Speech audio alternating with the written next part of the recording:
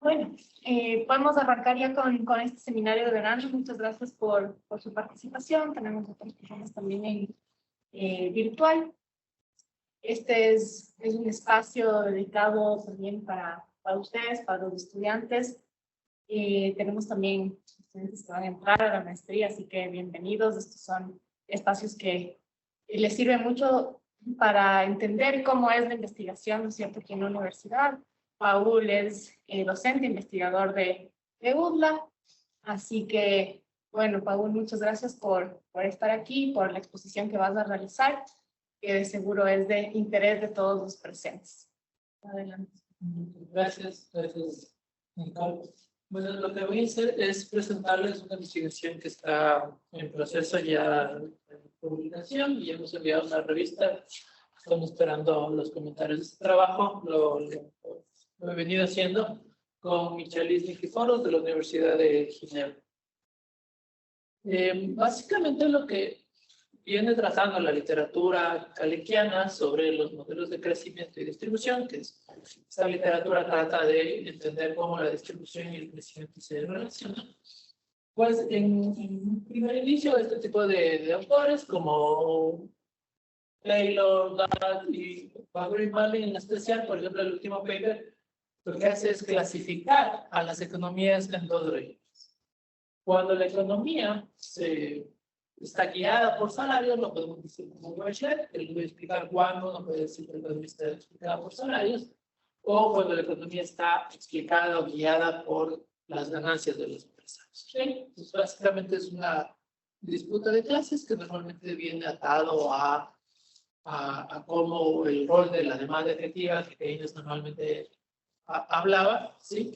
Está concatenada, esta literatura trata de concatenar tanto crecimiento con el tema de la disputa de clases. Y algo súper fundamental en esta literatura es justamente eso, el rol que tiene la demanda agregada en las diferentes fluctuaciones de la macroeconomía, y algo importante es lo fundamental que son las instituciones y las normas sociales para lograr determinar la distribución. ¿Sí?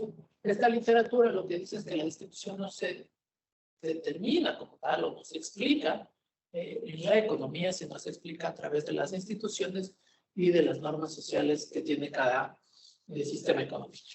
Uno puede darle un plus y puede decir que, por ejemplo, hay diferentes tasas de ahorro que tienen los capitalistas una tasa de ahorro y los trabajadores otra tasa de ahorro. ¿Sí? Y por último, algo que sí es fundamental en esta literatura es que la inversión como tal está guiada por la renta de manera fundamental.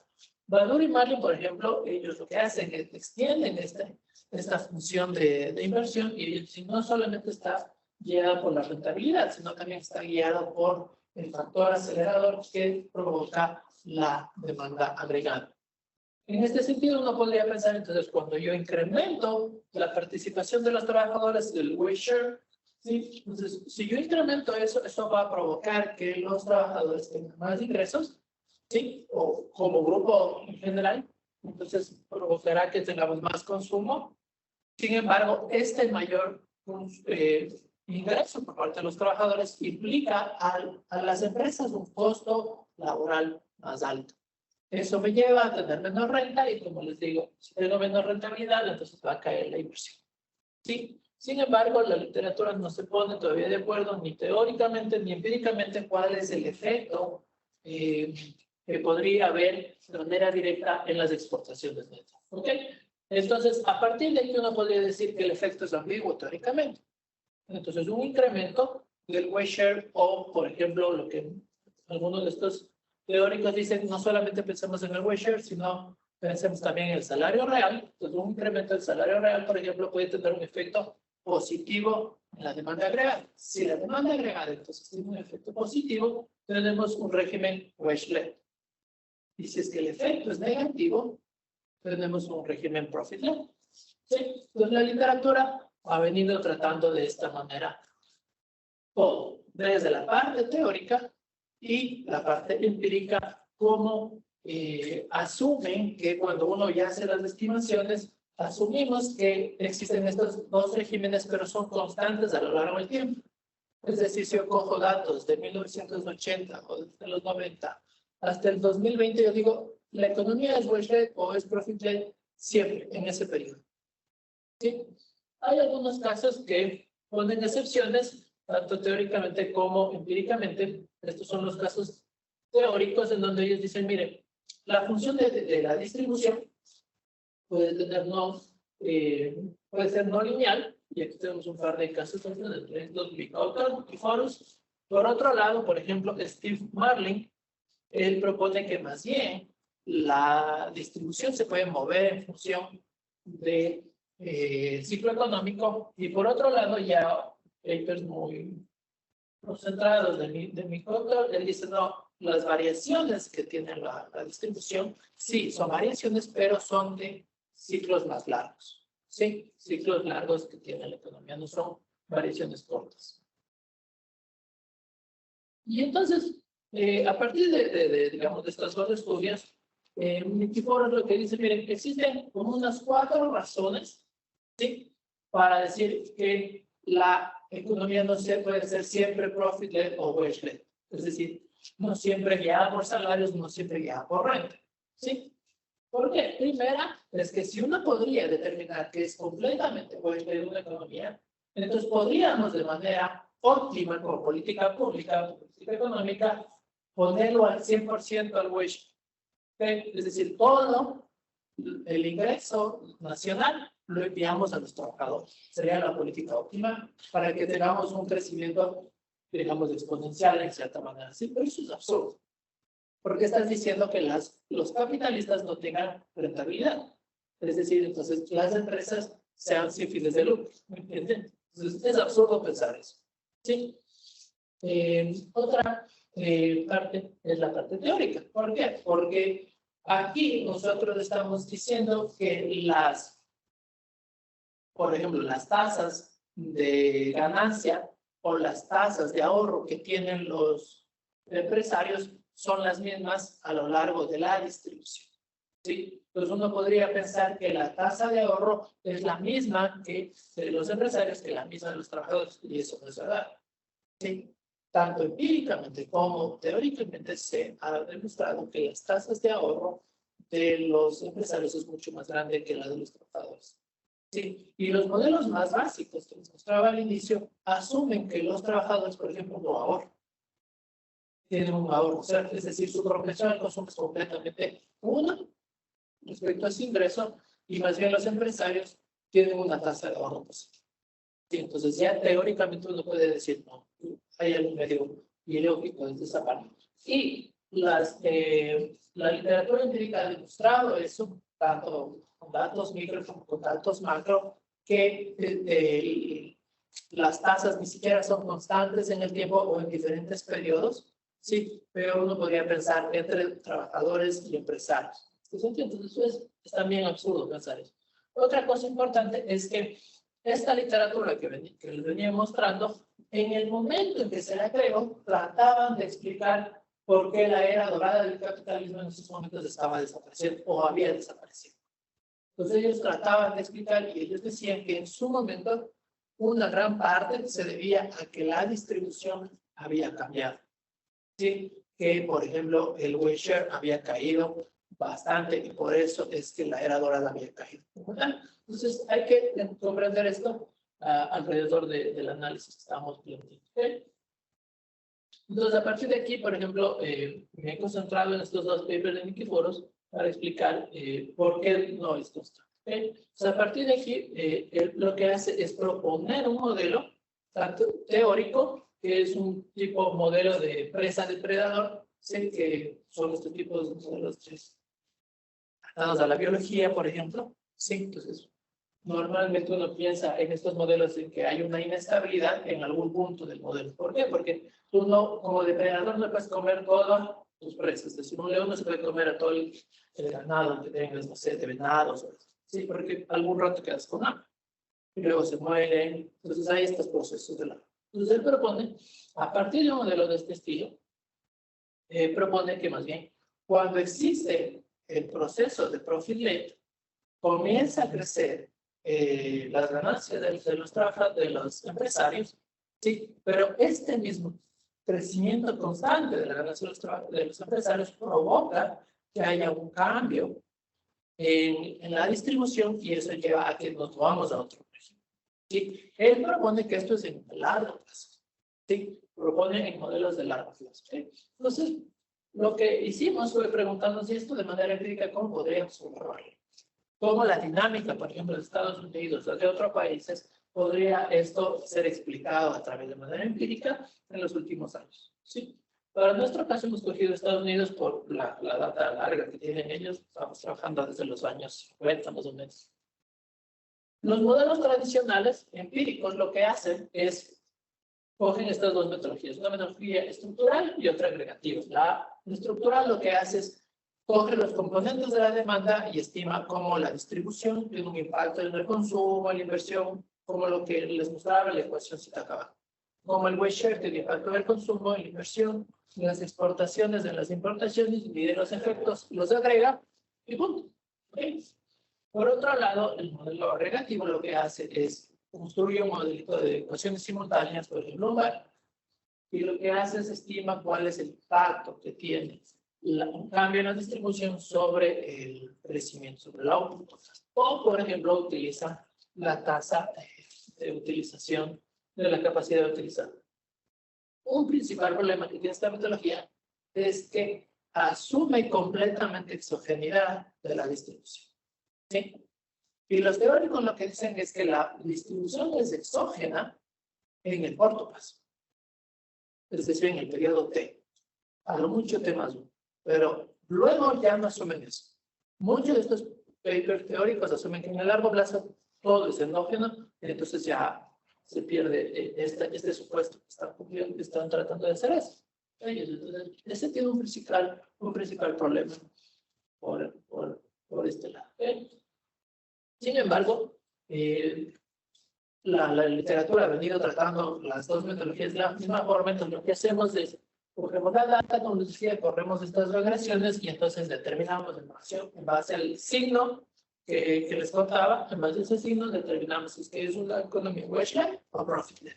¿Okay?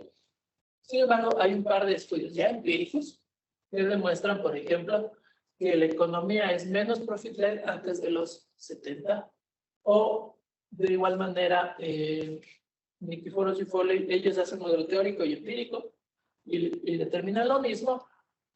Por ejemplo, Carvalho, esta chica brasileña, por ejemplo, ellos encuentran que más bien es más profit-led después de los años 80 y así, vamos viendo algunos grupos. ¿Sí? Algunos lo que han hecho es simplemente, por ejemplo, utilizar Markov switching, que son como este modelo, u otros, por ejemplo, implementan nuevas metodologías como meter breaks en los modelos diversos que esto provoca estos cambios. ¿Listo? Sin embargo, lo que nosotros hacemos es, pues sí, queremos estimar cómo un cambio en la distribución de un efecto en la actividad económica y vemos que, dada esta metodología y dadas las propuestas empíricas, vemos que existe este problema de endogeneidad entre estas dos variables. Entonces, para esto, lo que hacemos es aplicar un modelo de valores estructurales, ¿sí? Sin embargo, lo que hacemos a partir de aquí, para tratar de entender si es que hay un cambio, aplicamos un modelo que se llama Time Variant Parameters. ¿Sí? Entonces, este modelo parte de un modelo más grande que se llama modelo de State Space, ¿sí? En donde los parámetros entonces se pueden mover en el tiempo. ¿Sí? No son dummies, no son nada de eso. Son parámetros que se mueven en el tiempo y podemos observar impulsos de respuesta a través de cada uno de los periodos que uno está analizando. ¿Okay?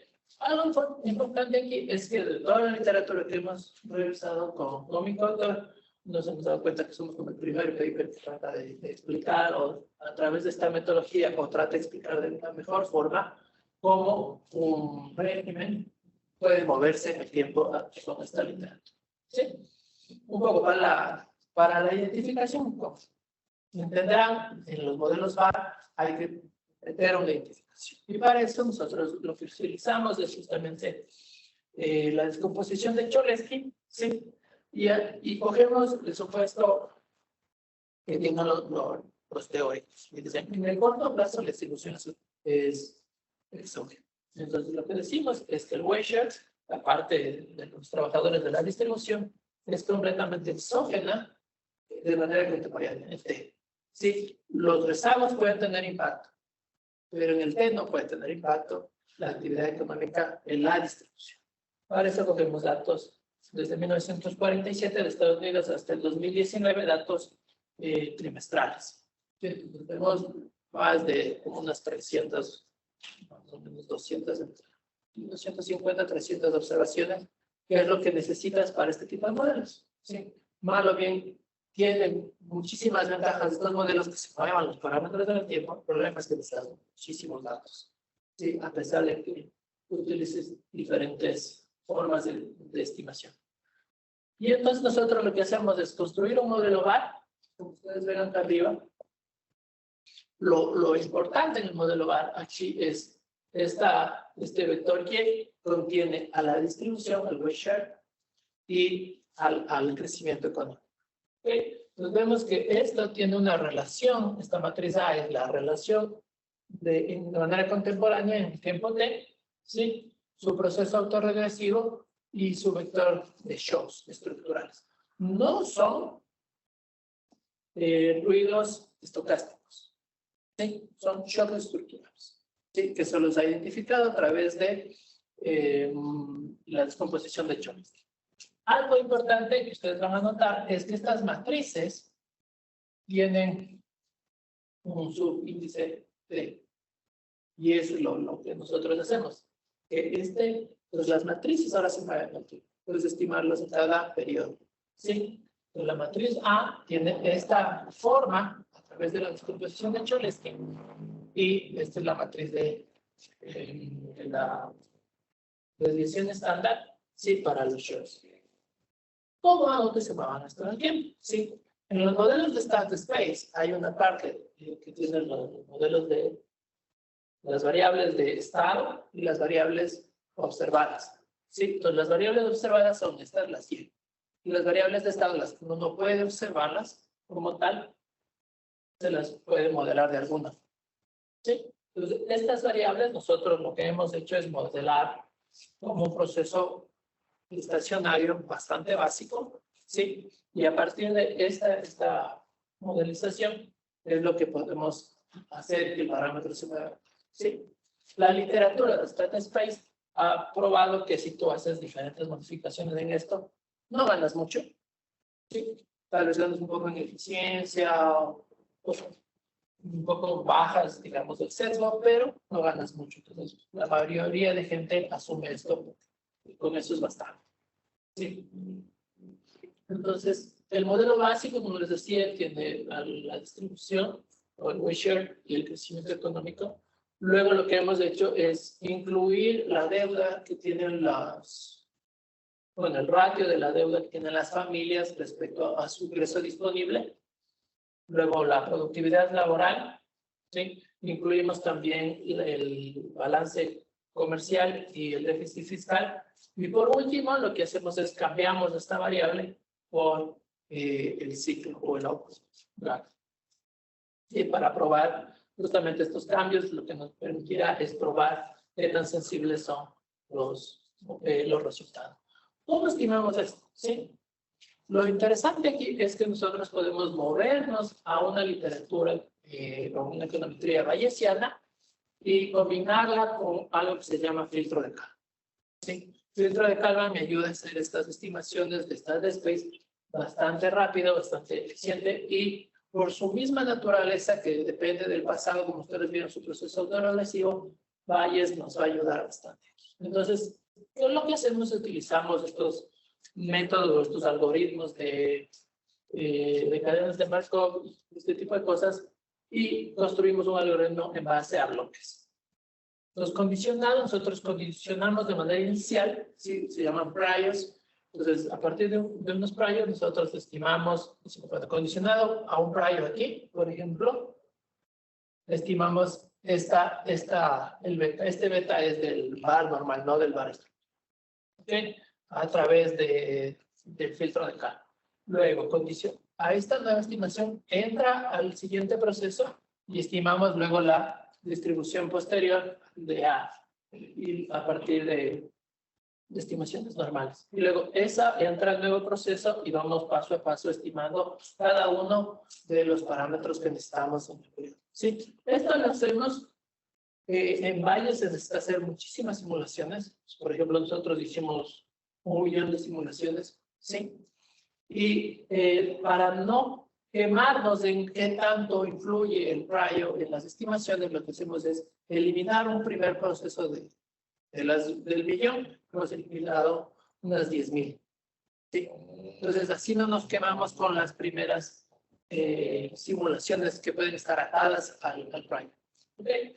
Entonces, básicamente estimando esto, nosotros lo que hemos hecho es estimarlo esto a través de MATLAB, algo más rápido, no se demora 1 minuto en hacer todo esto.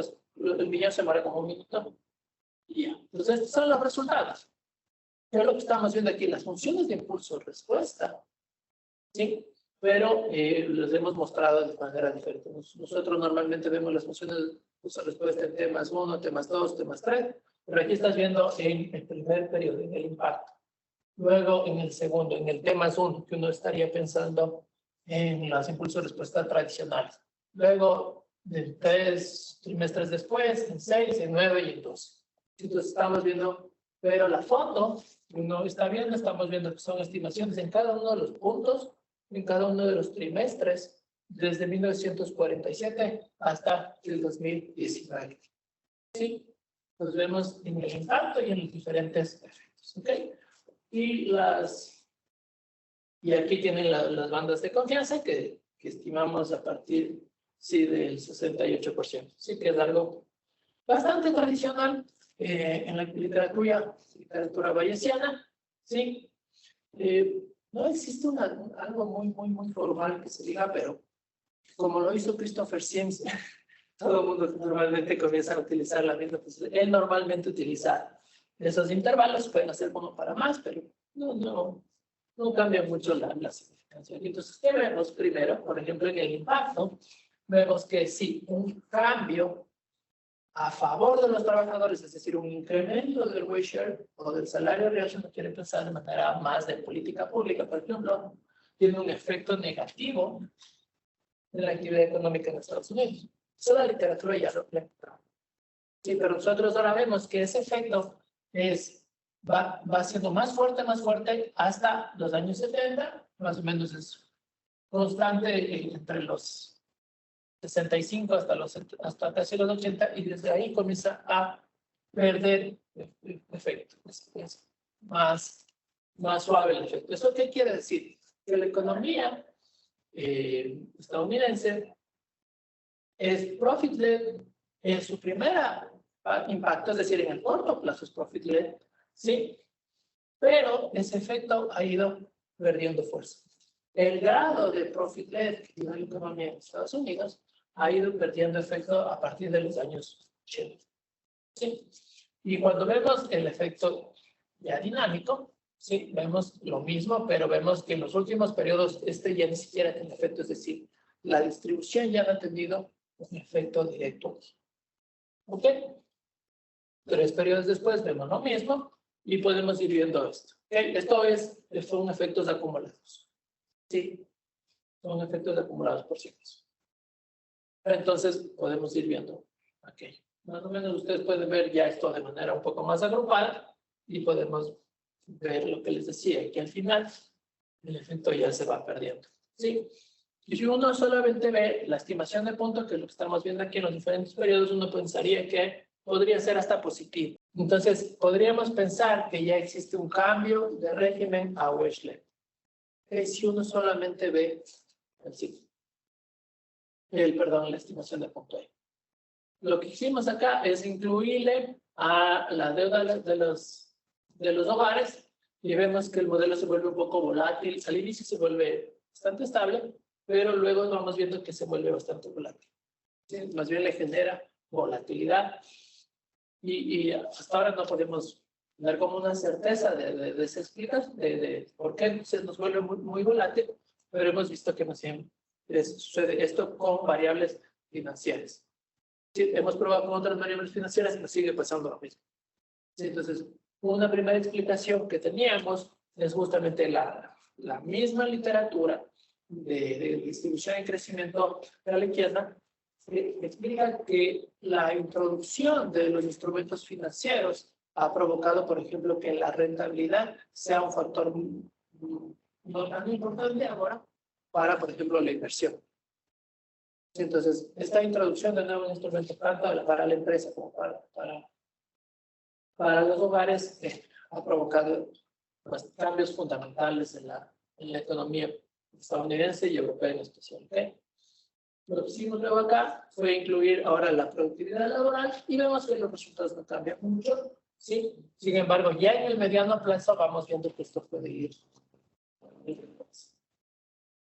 Ahora acá incluimos igual el trade balance y el déficit fiscal y vemos lo mismo. Y algo interesante es que cuando incluimos el output gap en vez de la tasa de crecimiento, nos vamos dando cuenta lo mismo que puede ya estar pasando un efecto de puede cambiar ya de régimen en algún momento en la economía estadounidense. Nos hemos quedado hasta el 2019 para no pelearnos con la pandemia, pero esperaríamos que si se tienen más datos ya luego sería interesante hacer un update de esto. Entonces, a modo de conclusión, probamos que existe un cambio en el grado de régimen de distribución que tiene la economía. Esto se ha ido moviendo de manera significativa. Para Estados Unidos, sí vemos que, por ejemplo, antes era muy, digamos, antes de los 80 venía siendo más fuerte, luego perdió fuerza y luego podríamos hasta pensar que se está volviendo ligeramente wedge la economía de Estados Unidos. Sí, sin embargo, vemos que ya el efecto de corto plazo es bastante ligero, sí, pero cuando ya vamos viendo de manera acumulativa es más grande ¿okay? Y a partir de ahí, entonces, vamos probando tanto la teoría que tenía Nikiforos, era teórica, completamente teórica, de cómo se pueden mover los regímenes de crecimiento y la hemos probado de manera empírica y vemos que cuando una economía es como más inigual, podría volverse una economía wedge, como por ejemplo la de Estados Unidos. Eso, muchísimas gracias. Espero les haya gustado.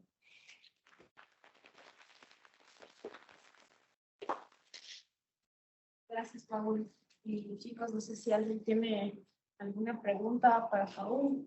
Todos los chicos están muy bien. Yo tengo una pregunta. Bueno, gracias, Jorge, por la presentación súper interesante, más por la metodología que es súper, yo creo, contemporánea. Eso de los modelos de estado-espacio se está viendo más y más y me parece muy interesante. Yo tenía una pregunta en eso de, o sea, dijo que eliminó del millón a través del filtro, eliminó 10,000. ¿Esos 10,000 los sacó de la literatura? O sea, porque entiendo que es, ¿no? O se ajustó respecto a la especificación del modelo. A ver, en Valles hay diferentes formas de hacer estas distinciones. Y una de estas es asumir que, por ejemplo, los prior de la distribución prior son completamente independientes. Por ejemplo, la distribución de los parámetros del beta y este tipo de cosas es independiente de la distribución de la varianza. Entonces, cuando tú asumes, por ejemplo, esto, tienes que lidiar con procesos de simulaciones mucho más grandes, ¿sí? Y en Bayes lo que tratas es que eliminas estos primeros para que las estimaciones vayan ya en algún punto fluctuando alrededor de parámetros ya muy estables. ¿Sí? Entonces se hacen pruebas para buscar esa estabilidad en las estimaciones que uno puede utilizar. Por ejemplo, el paper, hay un paper, no me olvidé el nombre de la persona, pero uno de los papers muy seminales que comienzan a hacer estas estimaciones. Por ejemplo, él solamente eliminó 1,000, ¿no? Y prueba que con los 1,000 está bastante bien, ¿entiendes? Nosotros inicialmente hicimos pruebas y veíamos que con 10,000 estaba bastante bien.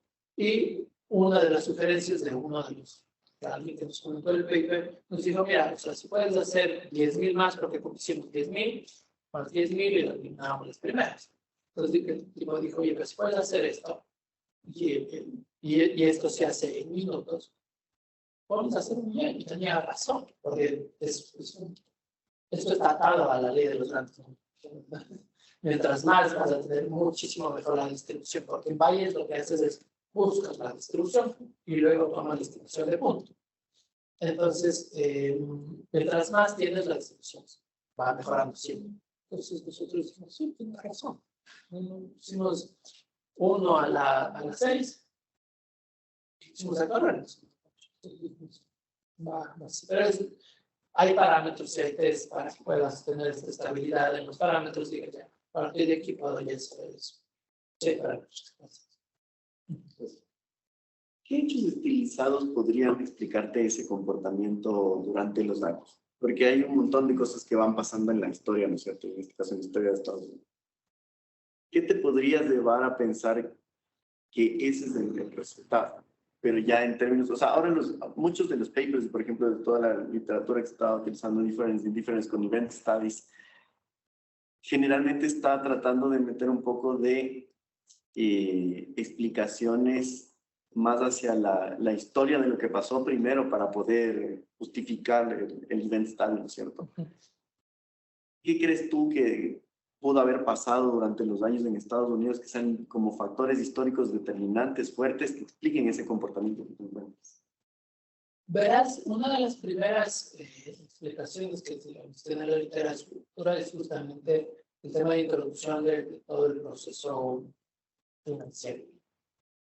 Ellos dicen que hay una ala muy fuerte acá, en especial los europeos, que explican que esto se debe a cómo se introdujo los instrumentos financieros en la economía. O sea, antes existían los instrumentos ya, cuando eran algo que eran muy fuertes. Como pensar que los instrumentos financieros aquí en Ecuador no van a tener tanto impacto como tal, pero con el proceso que fueron entrando a partir de los años 80 y cosas así, se dieron cuenta que esto era más fuerte y comenzó a tener ya efectos directos en la economía. Y pensaron, y ese tipo de gente comenzó a pensar a partir del uso de la crisis del 2008-2007, comenzó a crear literatura justamente para explicar cómo el sistema financiero puede explicar también o puede afectar la distribución. Entonces, este tipo de gente comenzó a utilizar justamente esto, cómo introdujeron los procesos financieros en Estados Unidos para poder explicar que sí tienen efectos también en la distribución y pueden cambiar la distribución de tal manera. Entonces, uno de esos puede ser aquello. Otra cosa que yo le he pensado bastante y viendo papers un poco más mainstream, por ejemplo, es justamente digamos, la forma como la política monetaria en Estados Unidos comenzó a hacerse en los años 80. O sea, justo en esos periodos hubo un cambio muy fuerte. O sea, en 80%, por ejemplo, nosotros tuvimos la crisis de la deuda justamente por el proceso que hubo en Estados Unidos. Entonces, la forma como cambió la forma de hacer política monetaria también puede haber impactado aquí. Y hay gente que, tanto en el mainstream como en la parte, digamos, caliquiana, ha mostrado que la política monetaria también puede influir en la distribución aquí, tanto en la distribución como en la redistribución. Entonces, yo creo que estas dos cosas sí son importantes que se las pueda meter en el modelo. Nosotros no lo hicimos meter justamente para no tratar de pelearnos con esta otra literatura, pero sí hay una extensión que queremos seguir haciendo sobre cómo puede influir el sistema financiero a estos procesos. Y pensar, por ejemplo, en el tema de la educación, porque tú tienes un mercado laboral en Estados Unidos que tiene varios shocks, digamos. Tienes la entrada de las mujeres al mercado laboral más masivamente, la entrada de las mujeres a la universidad más masivamente desde los años 70, ¿no es cierto? Y eso te empieza a romper el mercado laboral en términos de, hay gente con mayor educación, no solo hombres, no, sino ya la población completa. Hay diferenciales de wage entre hombres y mujeres, pero que se van acortando inclusive en el tiempo, digamos hasta ya ahora que existe, pero es mucho más pequeño, ¿no es cierto? Pero la educación te afecta de alguna forma al salario que van a ganar las personas, al salario que van a exigir, a esa distribución también del salario. ¿Puede haber alguna explicación? ¿Hay algún paper, alguna literatura que hable sobre la educación que te podría estar explicando este comportamiento? Probablemente en el largo plazo sí hay papers en esta literatura. Sí hay papers que tratan de introducir. Y, por ejemplo, en los últimos 3 años he visto literatura de este estilo que trata de incluir justamente temas de género y cosas así para explicar distribución también. Pero igual desde la parte macro siempre. Pero algo que es fundamental en esta literatura es que el salario no se determina en el mercado laboral, sino se determina a través de las instituciones, a través de las fuerzas políticas, a través de otros factores. No se determina en el mercado laboral. Y el empleo tampoco se determina en el mercado laboral. O sea, ellos en sí piensan que no existe un mercado laboral como tal, como uno viene pensando en el mainstream, sino más bien el empleo se determina a través de la demanda efectiva. ¿Sí? Y el salario se determina a través de factores institucionales y normativos que tiene la economía, por ejemplo, un salario mínimo, por ejemplo. ¿Entiendes? Entonces, no explican por el lado de fuerzas que puede existir en el mercado. Esta literatura no explica eso. Bueno, pero hay gente que está entrando a meter el tema de género, el tema de capacidades que tenemos nosotros. Acá, por ejemplo, hay una literatura, nosotros no le quisimos meter en este paper, tampoco quisimos en las primeras, no quisimos meterle, por ejemplo, el tema del top 5. Entonces, al inicio fuimos metiéndole y veíamos que los resultados eran bastante similares. El efecto se volvía más bien más fuerte. O sea, uno veía arriba más abajo, en términos de magnitud se hacía más fuerte. ¿Sí? Esta es, por ejemplo, es una parte, este estudio es una parte del tesis doctoral. Y en la tesis doctoral, ahí sí o sí, pues, por ejemplo, el tópico. Nos damos cuenta que el efecto se vuelve mucho más fuerte cuando uno corrige por tópico. ¿Me entiendes? Entonces, eso es otro factor. Por ejemplo, que la evolución del impacto no cambia, pero sí la magnitud. Veíamos que eso sea importante. Entonces, sí están entrando acá en estas cosas, pero siempre todavía se mantienen estos fundamentales como el salario no se determina en el mercado. Ahora, ese es un supuesto fuerte, ¿no? Pero es un supuesto, o sea, es un supuesto bastante bien fundamentado, de cierta manera. No solamente en términos de que no lo determina el mercado, sino en términos de que uno puede ir pensando que, por ejemplo, en el caso del Ecuador, el salario real, o el salario mínimo no se determina a través del mercado laboral, se determina en diciembre en una reunión entre 8 personas. Uno puede pensar en que hay política. Ahora, por ejemplo, lo que a mí me llama un poco la atención porque estoy justo en la literatura de inequidad y de temas de automatización y viendo históricamente cómo se comportan los salarios. O sea, empíricamente está comprobado que la educación genera esta brecha de salarios, esta inequidad. Y eso puede estar jugando por detrás de lo que tú estás mostrando. Pero sí, lo que pasa es que aquí estoy viendo capital y trabajo, o capitalistas y trabajadores. Entonces tú estás viendo dentro de los trabajadores existen cambios aquí adentro. Ellos no ven eso. O sea, hay un trabajo que lo vi recién, que por ejemplo lo que hace el wage dividirlo con skills y sin skills, por ejemplo, con skills muy débiles. Con low y high skills. Y trata de, lo primero que está haciendo ese trabajo es tratar de limpiar bastante bien y poder decir, esta es el wage para los low skills, este es el wage para los high skills, y trata de limpiar eso, por ejemplo.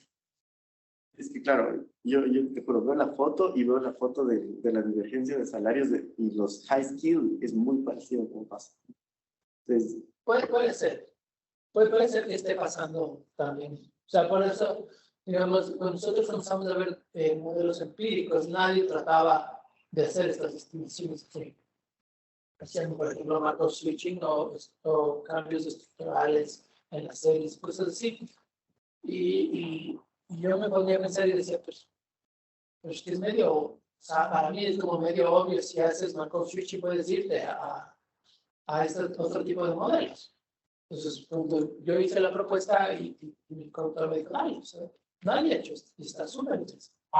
Entonces, comenzamos a pensar en la literatura y ver qué tipo de cosas veíamos que nadie lo venía pensando de esa forma. Entonces, probablemente, digamos, es que uno puede meter este tipo de cosas en un paper adelante, pues esté pasando el tema de la educación también. Sea fundamental. Pero aparte, igual que cambia la magnitud del efecto. Probablemente suba o baje o también cambie. O sea, más bien sería interesante como un paper adicional meter estas cosas acá. Chévere, gracias. Bueno, te agradecemos muchísimo, por favor, por la presentación. Los chicos están aquí de la maestría. Estos espacios son para que ustedes también tengan la oportunidad de ver cómo sus profesores de afuera hacen sus trabajos de investigación, el nivel de especificidad, de detalle que tienen. Estos son modelos mucho más avanzados, inclusive de algunos que se ven en la maestría, pero que ustedes al final van a tener los fundamentos para poder hacerlos tranquilamente. La idea es que ustedes aprendan de toda la investigación que tienen que hacer para su tesis, aterricen, simplemente esto. Pero el trabajo que está por detrás es fuerte. Ustedes ven un trabajo teórico por detrás, ¿no es cierto? Hay toda una literatura por detrás, ven un trabajo de lectura de evidencia empírica que está por detrás, ¿no es cierto? Y ven todo un trabajo de econometría por detrás que es fuerte, que tiene sustento. Entonces, ustedes ven, Paul, aquí nos explica absolutamente todo. Y eso es básicamente lo que ustedes deben ser capaces de hacer cuando se gradúan de la maestría. ¿Sí? Así que invitamos siempre a que vengan a estos espacios porque esto les va a servir inclusive para sacar ideas. Aquí discutiendo salen ideas. Y esto siempre pasa. En los seminarios, cuando se discuten cosas, siempre salen ideas para nuevos papers que inclusive pueden hacerse con los mismos alumnos. ¿Sí? Entonces, estas son cosas que también deben ustedes aprovechar como espacios académicos para poder mejorar sus skills de cierta manera. Que siempre invitarlos, chicos. Muchas gracias, Paul, por la presencia. Gracias. Gracias.